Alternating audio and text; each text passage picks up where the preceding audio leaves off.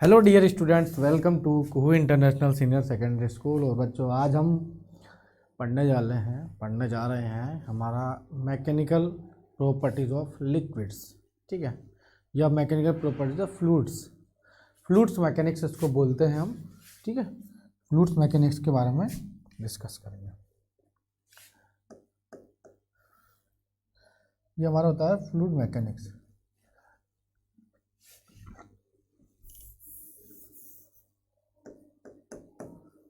Fluid mechanics clear है।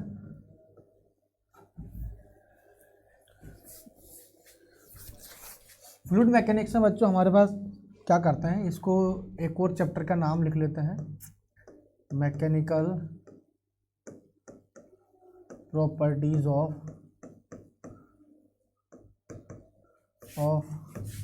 Fluids. जितने भी तरल पदार्थ होते हैं उसके बारे में पढ़ने वाले हैं। ठीक है,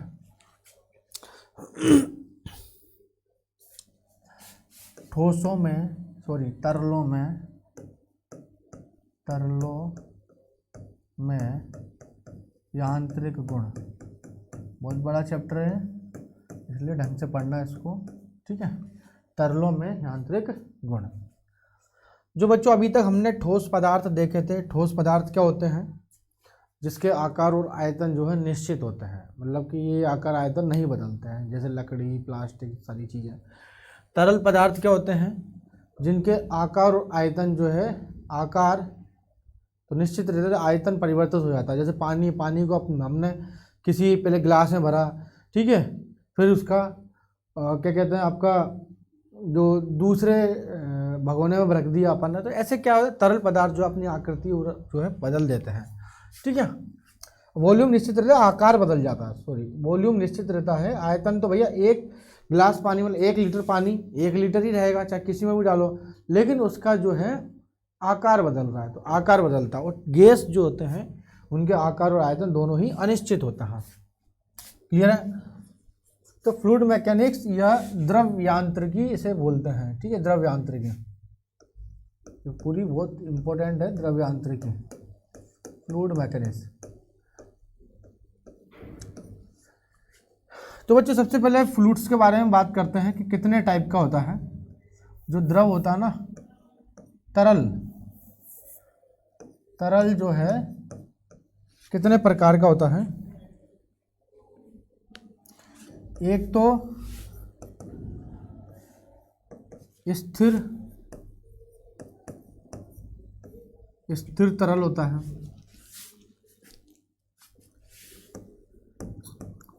दूसरा होता है आपका गतिशील,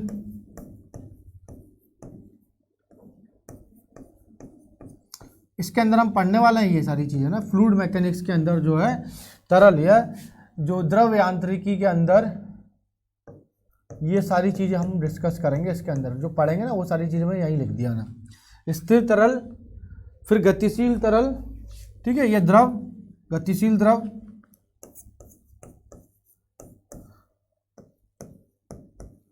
और तीसरा है मेरे पास सरफेस टेंशन, मतलब पृष्ठ तनाव।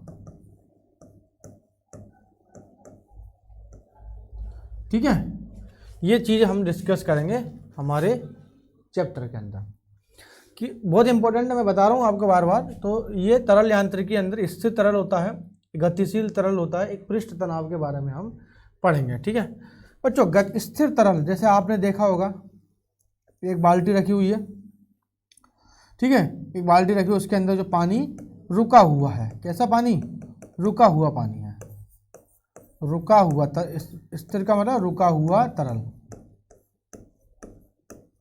तरल पदार्थ जो पतले पदार्थ होते जितने भी। तो पानी है बच्चों, पानी कैसा है, ये रुका हुआ पानी है, कैसा पानी है, रुका हुआ। या कोई सी ये एग्जांपल देख लो, या फिर आपको एक और एग्जांपल देख लो, जो तालाब होते हैं ना, तालाब भरे हुए होते हैं। तालाब क्या होता है, तालाब पानी से चारों तरफ भरा हुआ होता है, वो रुका हुआ पानी है। ठीक है, तालाब क्या होते हैं, रुका हुआ है। कुआं है, जो कुआं होता है ना, कुआं वाला जलकूप वगैरह, वो रुका हुआ पानी रहता है उसके अंदर, भैया रुक गया पानी, रुका हुआ। तो हम स्थिर तरल की गणना करेंगे। गतिशील तरल मतलब जब तरल पदार्थ या द्रव जो है अगर गति करने लग जाए तो उसे बोलते हैं गतिशील द्रव। जब कोई द्रव एक गति पकड़ लेता है, ये गति में चलने लगता है तो उसे बोलते हैं गतिशील द्रव। जैसे नदी देखी आपने, नदी का पानी, नदी का पानी कैसा होता है, वैसे बहता हुआ है। कैसा पानी है उसका, बहता हुआ पानी है, बहता हुआ तरल है, एक तरीके से बोलेंगे बहता हुआ तरल। या एग्जाम्पल की बात करें तो हम जैसे इसमें जैसे नदी होती है ना, नदी क्या है, नदी बहती हुई नदी है, ठीक है। या फिर समुद्र का पानी क्या होता है, जा रहा है ना, कि भाई एक जगह से दूसरी जगह जो है हिलोरे मारता फिर रहा है। पृष्ठ तनाव क्या होता है, सरफेस टेंशन के बारे में पढ़ेंगे हम। पृष्ठ तनाव होता है बल बटे लंबाई, ठीक है, ये होता है F बटे L। पृष्ठ तनाव के बारे में पढ़ेंगे। पृष्ठ तनाव बराबर होता है बल बटे लंबाई। तो तरल यांत्रिकी के अंदर हम तरल पदार्थों से संबंधित, या ऐसे बोल सकते हैं कि विज्ञान की या भौतिक विज्ञान की वह शाखा जिसके अंदर तरल पदार्थों का अध्ययन किया जाता है उसे तरल यांत्रिकी कहते हैं। इसे 3 भागों में डिवाइड किया गया है। स्थिर तरल मतलब जब तरल पदार्थ जो है आपका स्थिर रहेगा, मतलब रुका हुआ रहेगा, तो इससे संबंधित हम जो गणना करेंगे, जो अध्ययन करेंगे, वो होता है स्टैटिक फ्लूइड्स बोलते हैं इसको, रुका हुआ या स्थिर तरल। जब तरल पदार्थ यदि गति करने लग जाए, गतिशील हो जाए, तो उस कंडीशन में हमारे पास उसका अध्ययन होता है, जैसे डायनेमिक फ्लूइड्स बोलते हैं इसको, डायनेमिक, ये स्टैटिक ये डायनेमिक, और ये सरफेस टेंशन हमारे पास। क्लियर है। अब इसके अंदर आप एक चीज और आएगी बच्चों, एक होता आदर्श तरल, आइडियल लिक्विड, आदर्श द्रव या आदर्श तरल जिसको बोलते हैं। आदर्श तरल जब भी आपके आएगा तो आप ये समझोगे कि इसे दबाया नहीं जा सकता। पहली बात तो दबाया नहीं जा सकता, दबाने का मतलब प्रेशर आप लगा नहीं सकते उस पर, पहली बात। इसका आयतन निश्चित होता है, घनत्व निश्चित,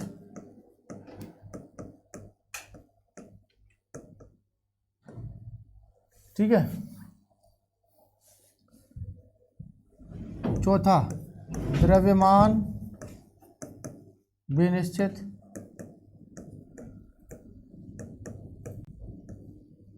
पांचवा, ठीक है, दबाया नहीं जा सकता, इनकम्प्रेसिबल, आयतन घनत्व द्रव्यमान सब निश्चित होते हैं। और इसके बीच में जो श्यान बल होता है, श्यान बल, ये क्या होता है बच्चों, ये जो तरल पदार्थ, जैसे पानी को हिलाया अपन ने, तो उसकी क्या होती है, एक लेयर होती है ऐसे करके। जैसे किसी में पानी भरा हुआ है, किसी गिलास के अंदर आपने, ठीक है, पानी भरा हुआ है बढ़िया सा, तो यहाँ पे आपने हिलाया तो इस तरह से इनकी जो लेयर्स होती हैं,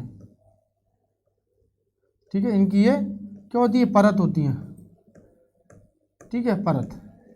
तो इन परतों के मध्य में लगने वाला जो बल होता है ना, परतों के मध्य लगने वाला बल क्या कहलाता है बच्चों, इसे बोले श्यान बल। क्या होता है ये, श्यान बल होता है। कौन सा बल, ये श्यान बल, ठीक है। अब ये जो श्यान बल होता है ना, ये भी निश्चित होते हैं, ये बदलता नहीं है। आप समझ में आ गया।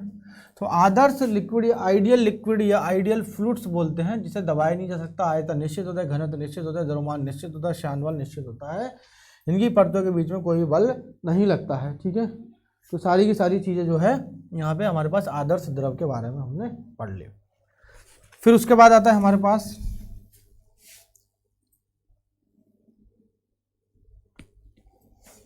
ठीक है, फिर इसके बाद आता है हमारे पास बच्चों दाब। क्या है दाब? दाब को इंग्लिश में बोलते हैं प्रेशर। बहुत अच्छे से पढ़ेंगे हम, बहुत इंपॉर्टेंट चैप्टर है, ध्यान रखना। पहला चैप्टर है इसलिए अच्छे से पढ़ना, मतलब पहला लेक्चर है इसका। इकाई क्षेत्रफल पर लगने वाला लंबवत बल।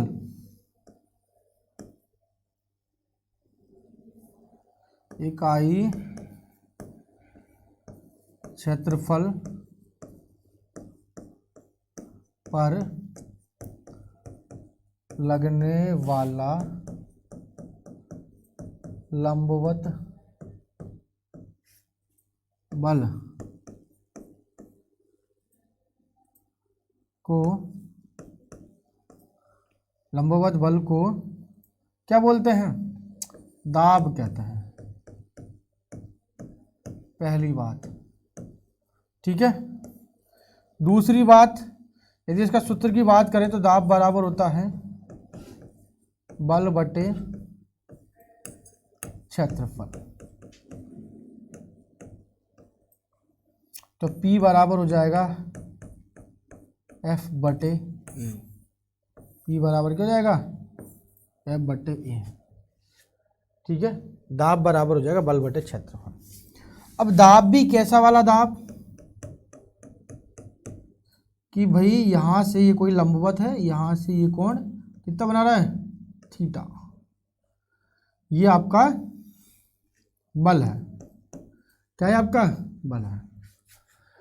अब आप ये देखो कि इस वाले सतह पर, जैसे मैंने कोई एक ब्लॉक रखा हुआ है यहाँ पे, सपोज करो एक ब्लॉक रखा है, ये ऐसे बना देता हूँ उसको।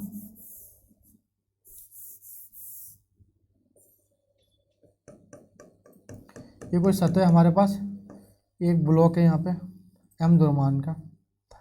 ये आप क्या कर रहे हो? एक बल लगा रहे हो कुछ इस दिशा में, जो कि ये लंबवत से यहाँ से थीटा कोण बनाता है।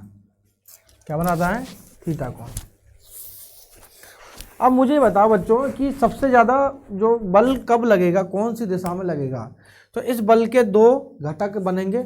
पहला घटक तो मेरे पास ये हो जाएगा F कोस थीटा, क्योंकि थीटा के पास वाला जो घटक होता है ना, इसको बोलते हैं लंबवत घटक। लंबवत घटक। और यहाँ से ये वाला जो बनेगा ना, ये हो जाएगा F cos theta, sorry F sine theta. बताओ, ये होता है क्षैतिज घटक।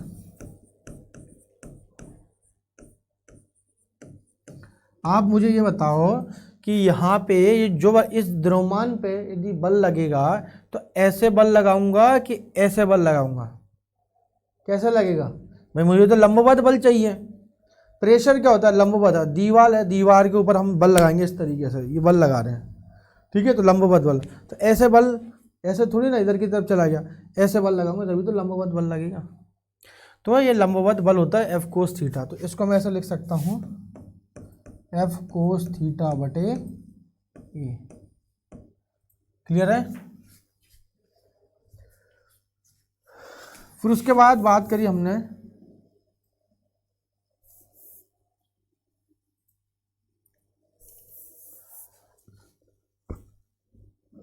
जो दाब पढ़ रहे हैं, दाब बराबर क्या है? दाब बराबर है बल बटे क्षेत्रफल, ठीक है ना। इसका यदि मात्रा की बात करें तो रहेगा न्यूटन प्रति मीटर स्क्वायर। न्यूटन प्रति मीटर स्क्वायर। दाब एक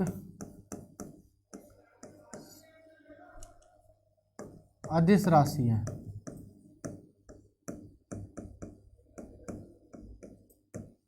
दाब कैसी राशि है? दाब एक अदिश राशि है, ठीक है। इसकी वीमा की बात करें तो वीमा हो जाएगी, वीमा बराबर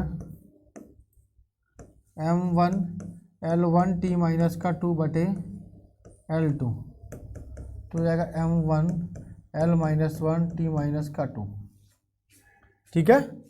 तो ये मेरे पास क्या आ गई? इसकी वीमा। दाब की वीमा भी आ गई, ठीक है। बल जो है बच्चों सभी दिशाओं में आइसोट्रोपिक बोलते हैं, मतलब सभी दिशाओं में बराबर बराबर लगता है। जैसे मैंने बोला कि बैलून जो होता है ना, एक बैलून है, सपोज करो बैलून, अब कोई इसे दबा रहा है दोनों हाथों से, तो बल इधर से भी लगेगा, इधर से भी लगेगा, इधर से भी लगेगा, इधर से भी लगेगा, लगेगा ना दबाव भाई, प्रेशर तो हर तरफ से लगेगा, इधर भी लगेगा। तो कोई एक निश्चित दिशा है क्या इसकी? तो कोई दिशा नहीं है इसकी, कोई भी दिशा नहीं होती। इस वजह से ये कैसी राशि है? एक अदिश राशि होती है। फिर बात करें हम इसकी, दाब तो हो गया, ठीक है। फिर दाब के बाद आता है हमारे पास कि दाब की एक और विमा होती है, मतलब एक एटमॉस्फेरिक प्रेशर बोलते हैं, A1 ATM। ये होता है एक वायुमंडलीय दाब, एक वायुमंडलीय दाब। इसका मान होता है 1.013 इंटू 10⁵ पास्कल। पास्कल बोलते हैं इसका, पास्कल। पास्कल साइंटिस्ट थे, उन्होंने एक नियम दिया था, अपन आगे देखेंगे। तो न्यूटन, एक न्यूटन प्रति मीटर स्क्वायर को पास्कल भी कहते हैं, ठीक है। एक न्यूटन प्रति मीटर स्क्वायर को पास्कल भी बोला जाता है। क्लियर है? इसके दाब का ये एसआई मात्रक है। क्या है? एसआई मात्रक। दाब का एक और मात्रक होता है जिसे टोर बोलते हैं, टोर।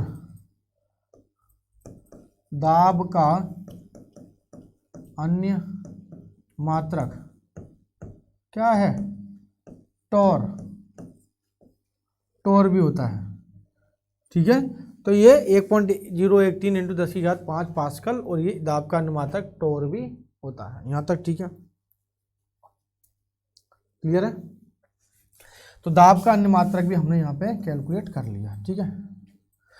अब बात आती है कि एक पास्कल जो है एक टोर के बराबर होता है, ठीक है, या एक पास्कल एक एटीएम के बराबर होता है। टोर के बराबर नहीं, 1 पास्कल जो होता है 1 एटीएम के इक्वल होता है, ठीक। तो पास्कल और एटीएम जो वायुमंडलीय दाब है लगभग बराबर ही होते हैं। तो प्रेशर के बारे में, दाब के बारे में हमने सब चीज़ पढ़ लिया है। और एक होता है, एक और होता है प्रेशर, जो दाब होता है, दाब का मात्रक 76 सेंटीमीटर ऑफ Hg, यस, या फिर इसे बोलते हैं 760 mm ऑफ Hg।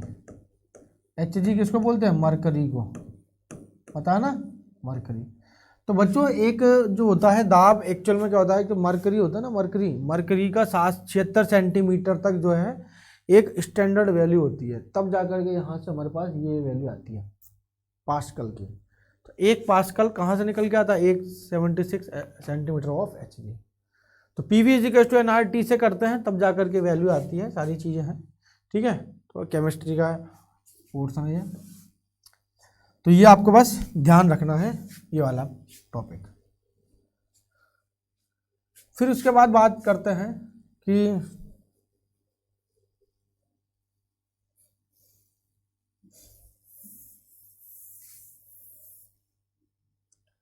दाब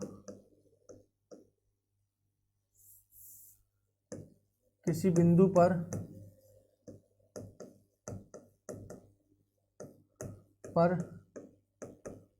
लगने वाले दाब का मान ज्ञात करना।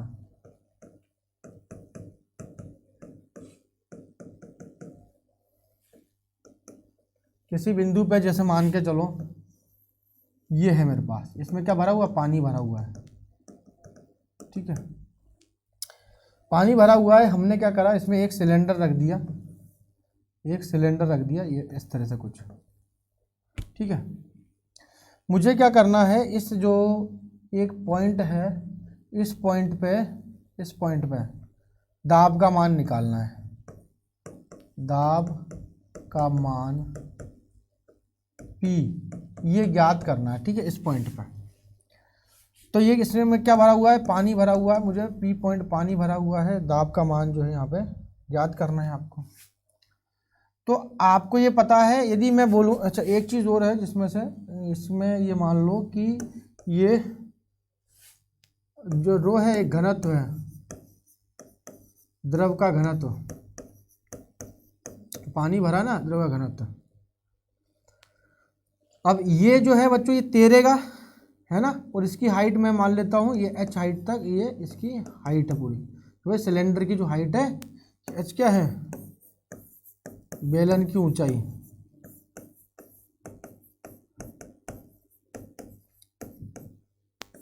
क्या ये बेलन की ऊंचाई। तो आपको पता होना चाहिए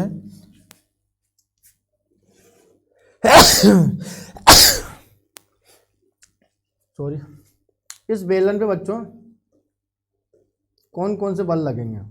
ऊपर तो लगेगा P0A, कौन कौन सा बल लगेगा, सबसे पहले इस पे लगेगा F बराबर P0A, ठीक है, इसको P0 को बोलते हैं एक वायुमंडलीय दाब।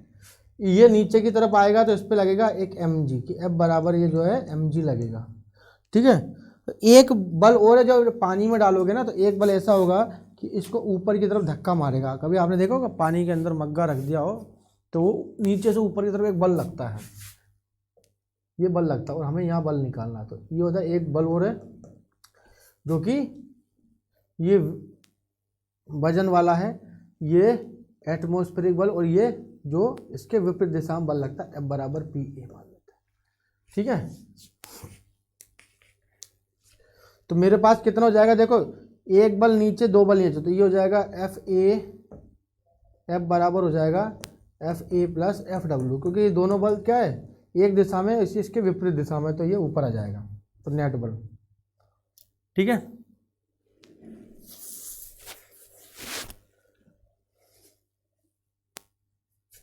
तो F बराबर क्या हो जाएगा PA, जैसे FA कितना हो जाएगा P0A प्लस FW क्या है, तो हो जाएगा FW mg,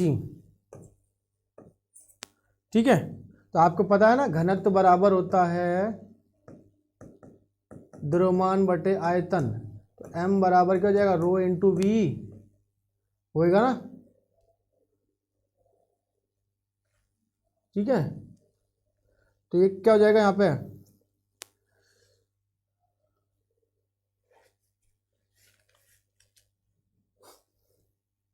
ये m का मान क्या हो जाएगा रो वी जी, ये m का मान हो जाएगा रो वी जी, ठीक है।